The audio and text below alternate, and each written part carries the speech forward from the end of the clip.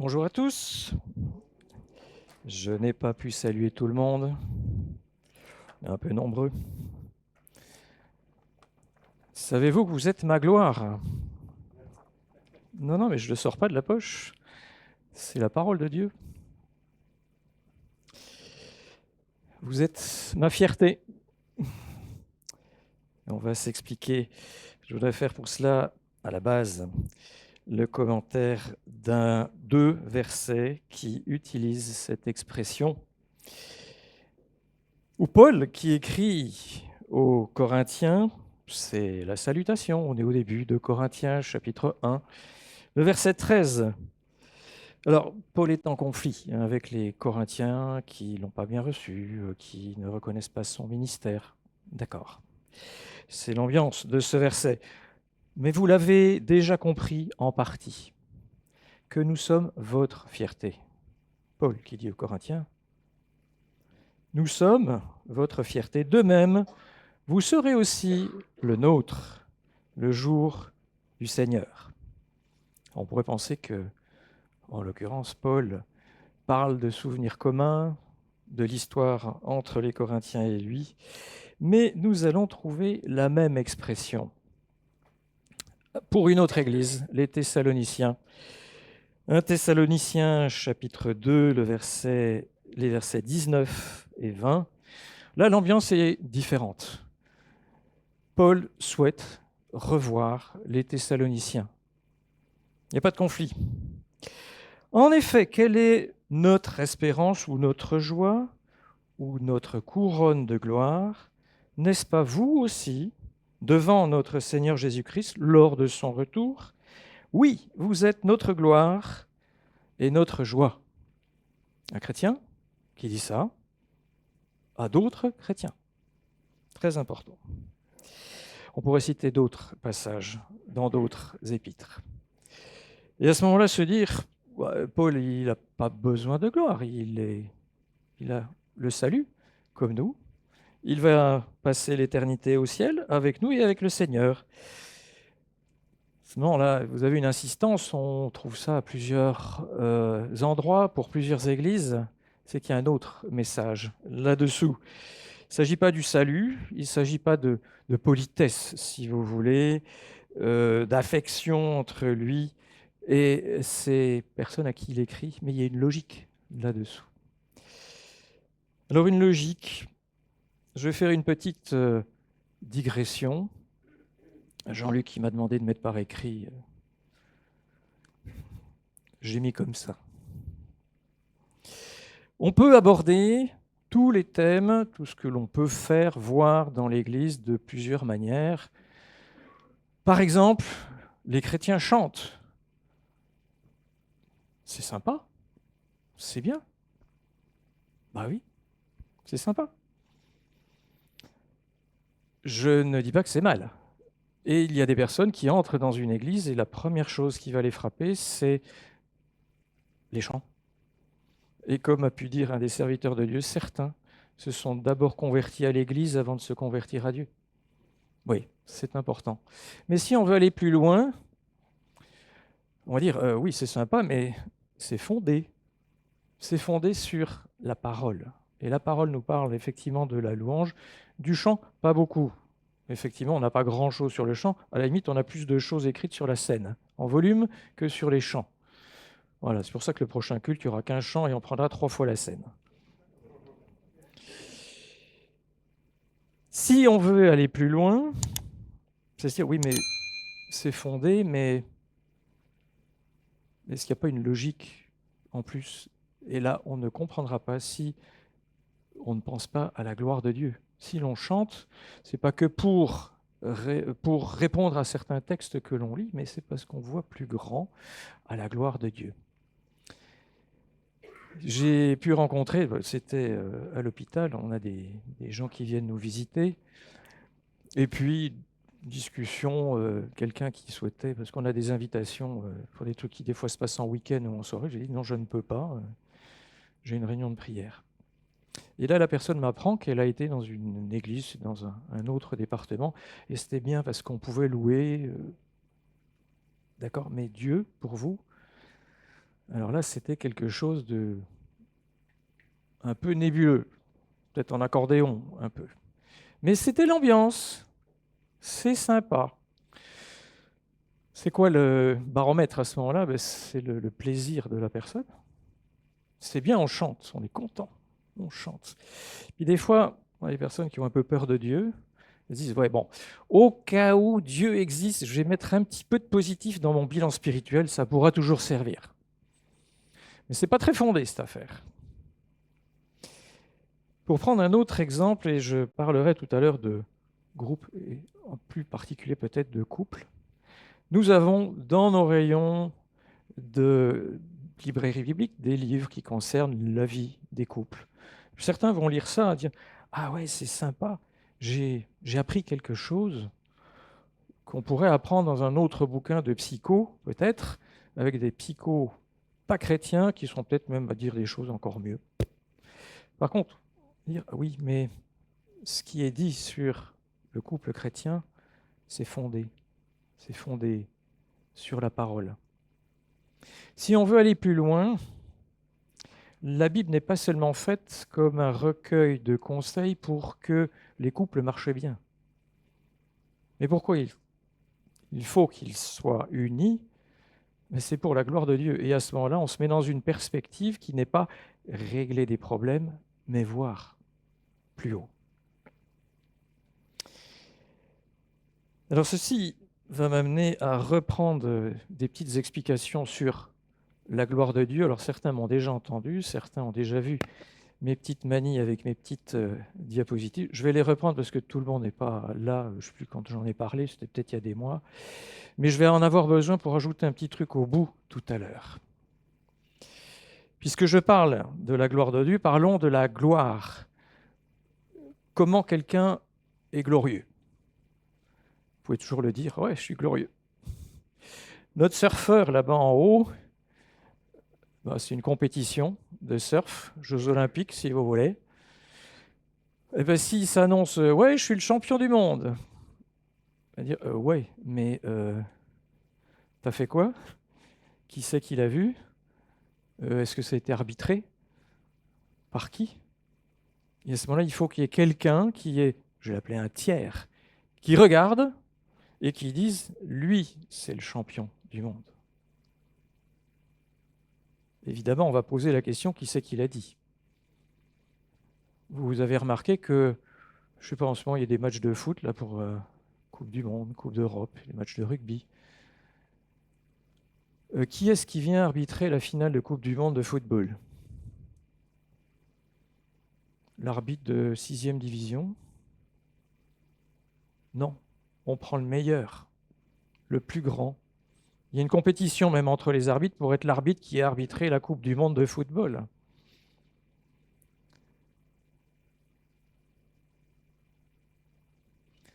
Il y a aussi une question de compétence. J'ai mis Pagnol, la gloire de mon père. En quoi il est compétent, le Marcel Pagnol? C'est qu'il était là quand son papa a gagné la partie de boules. Vous connaissez l'histoire de la partie de boules, ou bien les Bartavel. Il était là, et parce qu'il était là, il peut le raconter et dire « mon papa, il a gagné la partie de boules ». C'est important aussi. On ne prend pas pour dire il y a une compétence quelqu'un qui n'y connaît rien du tout. Il faut donc quelqu'un qui regarde et qui dise lui, il est glorieux. Alors ça, je le dis de manière générale, si vous voulez. Est-ce qu'on le retrouve? Est-ce que c'est fondé, ce que je raconte? Alors, la nécessité d'un tiers, effectivement. Eh bien, Jésus va dire pendant son ministère, si je me rends témoignage à moi-même, mon témoignage n'est pas valable. C'est un autre qui témoigne en ma faveur, c'est-à-dire son Père, en l'occurrence, il faut lire là, tout le chapitre, et je sais que le témoignage qu'il me rend est vrai. Vous avez envoyé une délégation vers Jean, Jean-Baptiste, et il a rendu témoignage à la vérité. Il y avait besoin d'une tierce personne. Mais là, attention, le tiers dont il est question, il est compétent. C'est le plus haut, c'est Dieu. Un peu plus loin, Jean nous rapporte cette parole de Jésus. « Si je me rends gloire à moi-même, ma gloire ne vaut rien. Cependant, c'est mon Père qui me rend gloire, lui que vous présentez comme Dieu. » Alors, ça nous est arrivé de parler de tiers qui regardent et qui témoignent pour Dieu. Il y en a un certain nombre, puisque les anges rendent gloire à Dieu, la nature rend gloire à Dieu, mais on va s'intéresser surtout aux croyants, aux chrétiens qui vont rendre gloire à Dieu. Alors la gloire de Dieu, c'est un truc, sujet mineur, c'est un truc important. Je vais passer rapidement là-dessus, mais avec deux exemples. Nous avons dans la parole, dans les évangiles, des prières de Jésus qui sont rapportées. Il y en a combien directement? Pas beaucoup. Il y en a deux. La première, c'est les disciples qui vont demander à Jésus, enseigne-nous à prier. Est-ce que vous avez remarqué comment commence la prière? Donne-nous notre pain quotidien. Aimons-nous les uns les autres. Le premier terme de cette parole, c'est notre Père céleste, que la sainteté de ton nom soit respectée. Et on commence par ça. Que ton règne vienne, que ta volonté soit faite sur la terre comme au ciel. Le début de cette prière n'est pas centré sur l'homme, mais elle est centrée sur Dieu. Deuxième prière. Jésus va mourir quelques heures après. Jean 17. La prière, elle est très longue. Quels sont les premiers mots de cette prière? Jésus leva les yeux vers le ciel et dit, « Père, l'heure est venue, révèle la gloire de ton Fils, afin que ton Fils révèle ta gloire. » On commence par une question qui est la gloire de Dieu. Il va ensuite parler des croyants, il va ensuite parler de l'Église, il va ensuite parler de l'Église par rapport au monde. Il commence par une question, le pivot, la gloire de Dieu. Et vous voyez un élément important là, c'est révèle la gloire de ton Fils pour que ton Fils révèle ta gloire. C'est-à-dire que la compétence de celui qui va donner gloire à l'autre, ça devient quelque chose de croisé entre Dieu. Dieu rend gloire à Dieu. Et vous voyez le mécanisme que l'on va trouver dans la parole, c'est que c'est le plus haut qui va aller donner gloire au plus haut. C'est ce que Dieu recherche.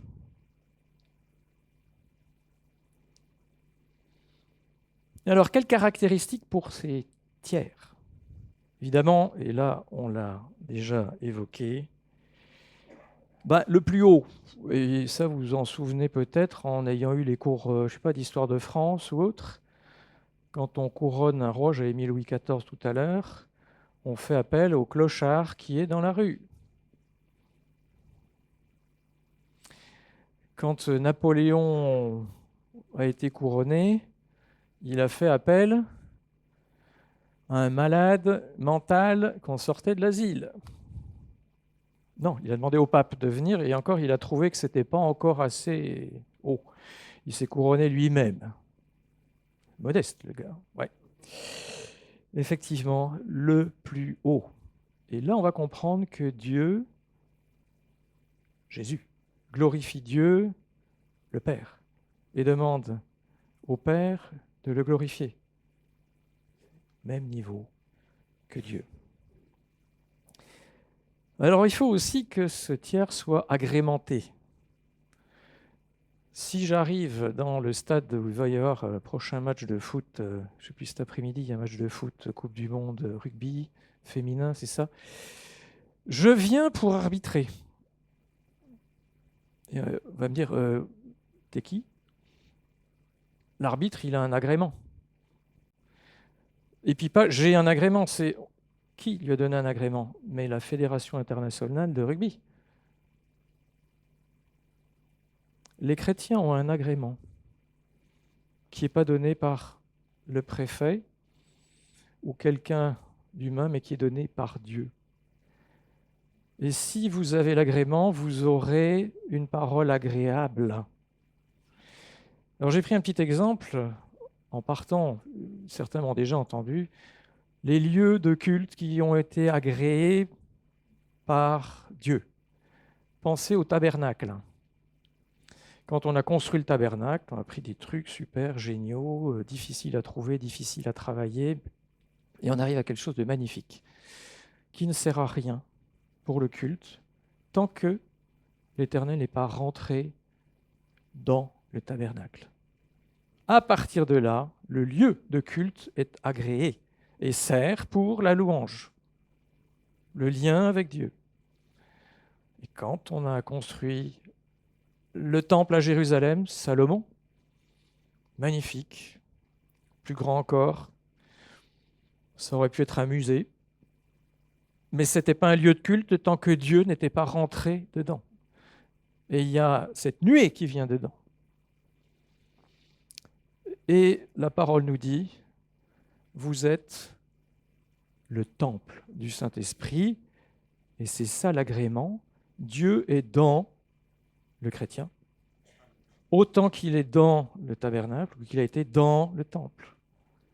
Si vous n'avez pas le Saint-Esprit, c'est que vous n'êtes pas chrétien.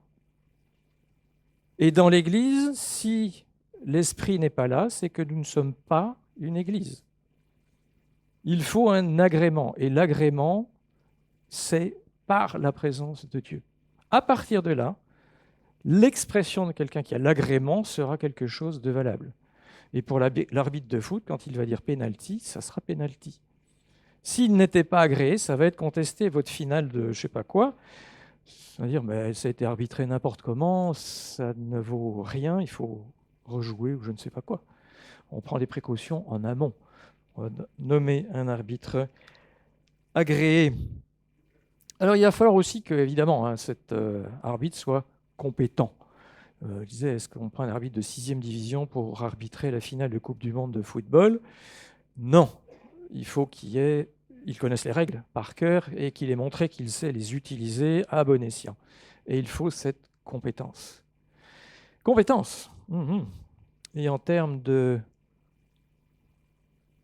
chrétien, c'est quoi la compétence? On appelle ça la sanctification. Les chrétiens sont déjà chrétiens, mais vont améliorer les connaissances qu'ils ont de Dieu, de Christ, avec un modèle qui est donné, c'est Christ. Et c'est sympa, hein? C'est fondé, c'est logique. Dieu, si on peut dire, a tout intérêt à avoir des gens qui ont une compétence qui est au niveau de Christ, c'est-à-dire le plus haut. Je sais bien qu'on n'y arrivera pas. Je suis peut-être pessimiste. Nous aurons toute la connaissance quand nous serons là-haut. Mais pendant que nous sommes ici, dans la foi, il nous est demandé d'essayer d'améliorer nos connaissances. Et plus que ça, puisque le semblable à Christ, ça concerne aussi l'attitude, la vie. Est-ce que vous avez les sentiments qui étaient en Christ? Semblable à Christ. Est-ce que vous êtes ému de compassion devant des gens qui n'ont pas Christ? Ayez les sentiments, etc. Il y a beaucoup de choses que l'on a déjà détaillées, je vais les reprendre juste un peu tout à l'heure. Il faudrait aussi que notre tiers soit libre, non contraint. Loue le Seigneur avec un revolver sur la tempe. Ça va valoir quoi? Et le Seigneur nous a voulu libres, c'est donner un argument pour la foi. C'est-à-dire si on était vis-à-vis de Dieu, on ne pourrait pas faire autrement que de louer par force. Sa présence est contraignante, et comme nous ne le voyons pas, la foi est de la liberté. Et par la liberté, c'est une expression de la liberté, ce que nous pouvons faire aura plus de valeur. J'aurais pu parler des anges qui ont une relation contrainte par la vue. La liberté est précieuse aux yeux de Dieu. Alors je vais ajouter une dernière chose pour Dieu. lui-même. Est-ce que Dieu est glorieux? Bon, je vais la faire à l'inverse. Est-ce que Dieu peut ne pas être glorieux? Vous ne semblez pas convaincu? Donc en fait, il faut qu'il y ait un tiers qui rende justice et gloire à Dieu. Le problème, c'est qu'il n'y a pas toujours eu des tiers pour regarder. Les hommes n'étaient pas toujours là, les anges n'étaient pas toujours là. Ce qui veut dire qu'avant qu'il y ait tous ces gens, il y avait Dieu pour adorer Dieu et pour rendre gloire à Dieu. Il faut nécessairement que le tiers de Dieu, au moins, soit Dieu. Forcément, c'est le plus compétent, le plus grand, le plus glorieux des tiers. Et donc, c'est pour ça qu'il faut au moins une binité, ou une trinité, ou une quadrinité, c'est-à-dire Dieu au même niveau que Dieu, pour rendre gloire à Dieu au niveau de Dieu, le plus haut. C'est nécessaire. Dieu tout seul n'est pas Dieu. Ça ne va pas faire plaisir à certains, je sais. La Bible nous dit Trinité. Et il y a un autre, si l'on peut dire avantage, c'est que c'est un regard croisé de deux autres personnes qui ne sont pas les mêmes personnes. Ce n'est pas un triclone, Dieu, c'est trois personnes différentes qui peuvent avoir un abord différent et qui va croiser pour dire il est Dieu.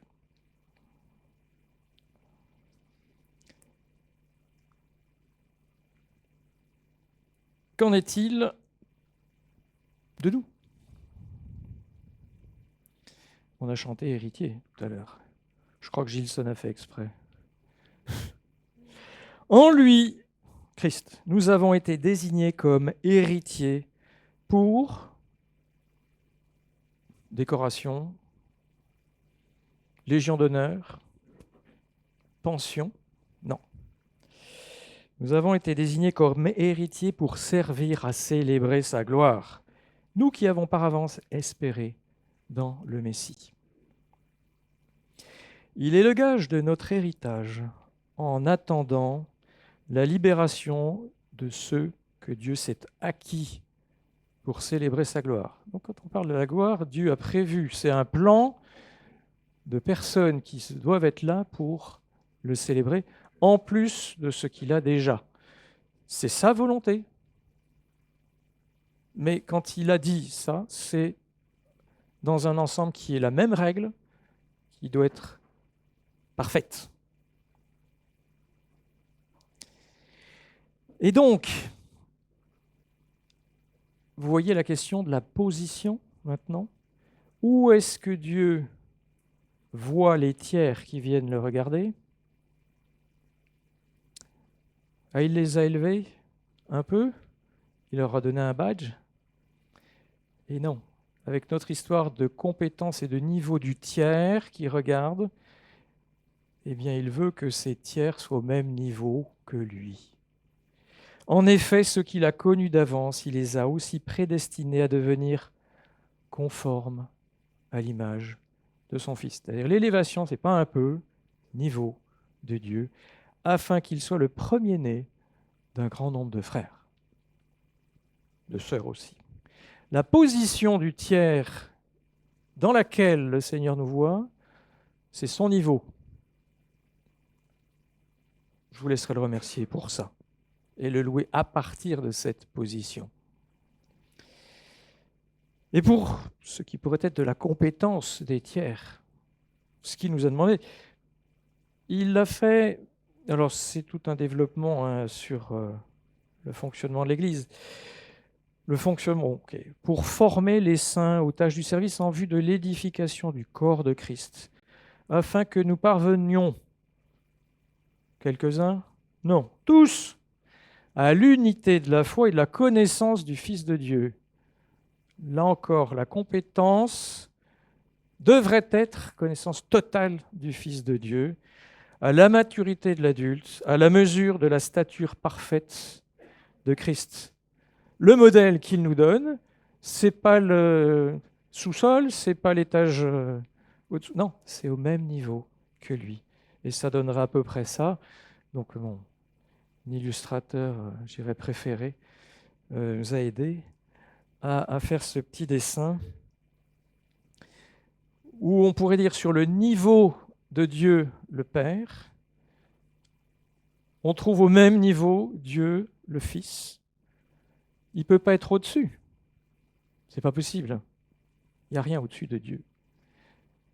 Mais le Fils est au même niveau que le Père pour que la gloire du Père soit totale. Pas plus haut, mais pas plus bas. Et Dieu va souhaiter que des hommes deviennent des adorateurs de Dieu. À quel niveau? 4e division? Cours préparatoire? Non.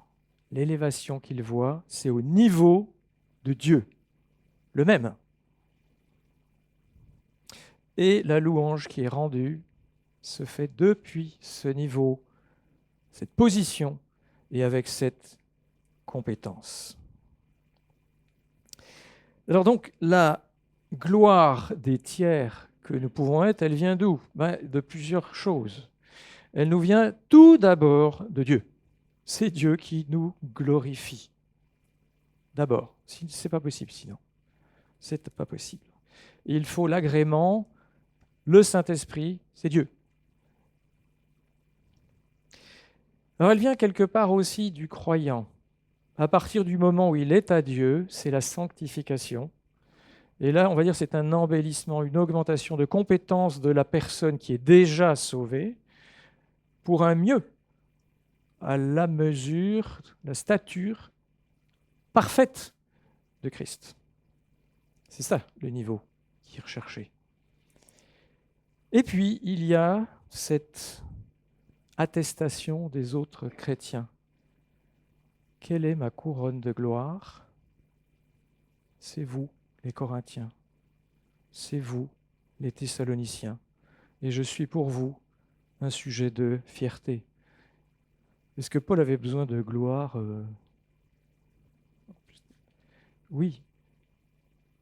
Si on dit « Ah, il leur a écrit comme ça, il est sympa, Paul. » Oui, mais c'est fondé sur...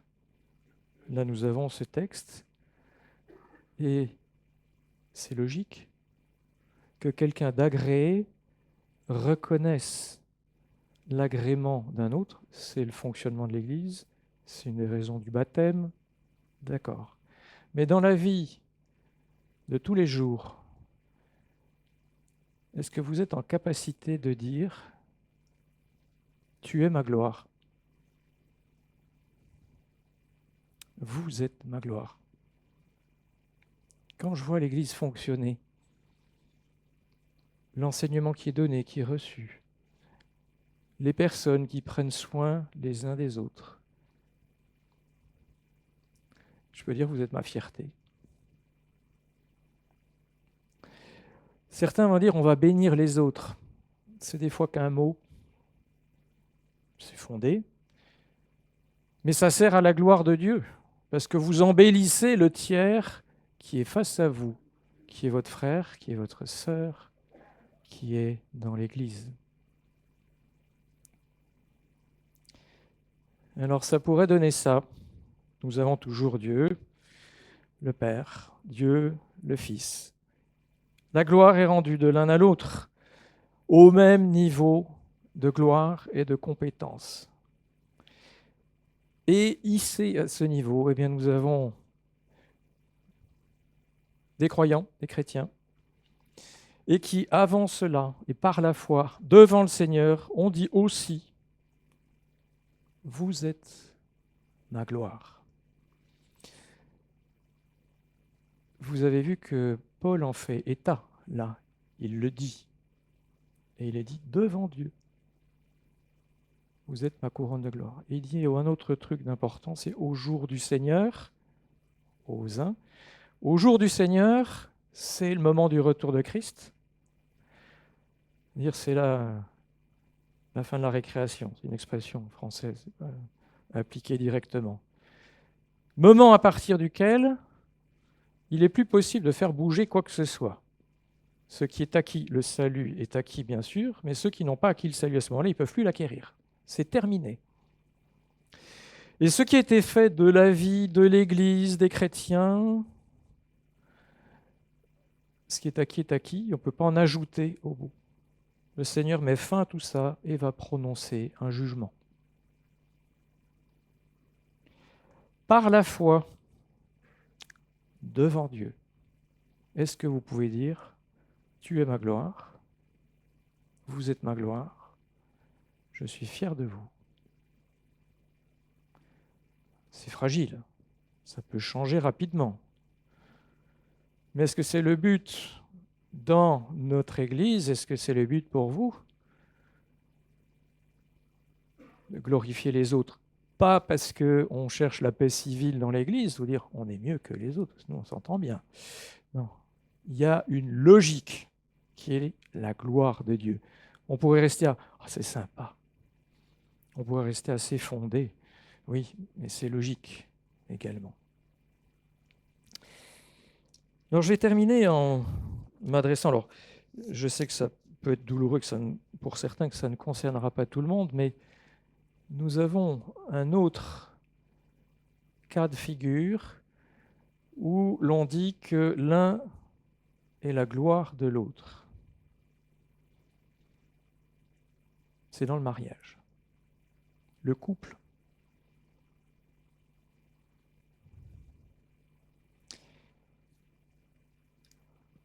À mes sœurs, est-ce que vous pouvez dire de votre mari, il est ma gloire?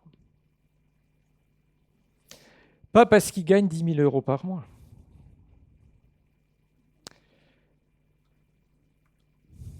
Pas parce qu'il est le plus beau. Devant Dieu, est-ce que vous pouvez dire, il est ma gloire? Parce qu'il suit le Seigneur. Et vous êtes dans pleine compétence, vous vous en rendez compte, puisque vous vivez avec. Et en plus, vous avez un agrément. Vous êtes chrétienne. Mais est-ce que vous faites ça pour vous vanter auprès de quelqu'un d'autre? Ou vous faites ça pour la gloire de Dieu? C'est une question, hein? Et puis je vais m'adresser à mes frères. Est-ce que vous pouvez dire de votre épouse, tu es ma fierté? Là encore, il ne s'agit pas de faire la cuisine. Il ne s'agit pas de la décoration du séjour. Il n'y a pas qu'une question de caractère, si vous voulez.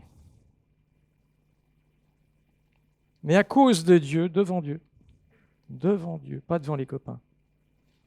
Enfin, si vous pouvez le faire, devant Dieu. Est-ce que vous pouvez dire, tu es ma fierté? On a déjà un trésor, par exemple, des choses comme ça. C'est important. Mais ce que vous faites à ce moment-là, c'est pas seulement, c'est sympa. C'est pas pour avoir la paix dans les ménages. Si, bien sûr, c'est une conséquence. Mais avec une perspective pour la gloire de Dieu, est-ce que votre épouse est à la gloire de Dieu et vous le reconnaissez? Et on parlait de bénir les autres, là encore. Oui, mais est-ce que vous savez pourquoi il y a une logique là-dedans? C'est parce que c'est chrétien. C'est sympa de bénir les autres. Qu'est-ce que vous faites? Mais évidemment, si c'est pour la gloire de Dieu, à ce moment-là, il y a une logique. Et cette logique, je dirais, pose problème quand on recommande de se marier avec quelqu'un, et ça c'est peut-être pour ceux qui ne sont pas encore mariés et qui le souhaitent. Mettez-vous dans la perspective, quand vous commencez à fréquenter quelqu'un, à un moment, est-ce que vous allez pouvoir dire « Tu es ma gloire ». Et quand on recommande de se marier avec quelqu'un qui est chrétien, ben ça, on peut se le dire peut-être, sauf que celui qui n'est pas chrétien, il n'a pas l'agrément. Il va dire quelque chose peut-être, mais il n'y aura pas la validité qu'a l'agrémenté qu'est un autre ou une autre, chrétien, chrétienne, devant Dieu. Votre position de chrétien vous permet une expression par rapport aux autres, dans l'Église, dans le couple. Faites-le. en pensant à la gloire de Dieu. Alors, j'espère que vous avez compris les petits schémas. Raph, Amil, on l'a bossé ensemble, évidemment.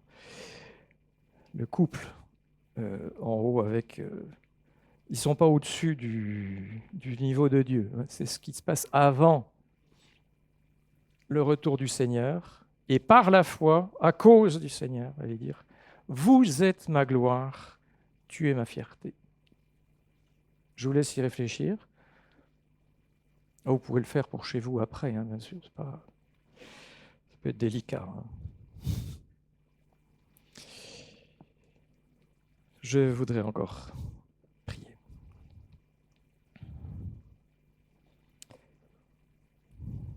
Seigneur, tu nous montres ta puissance, ta volonté, ta logique au travers de ta parole.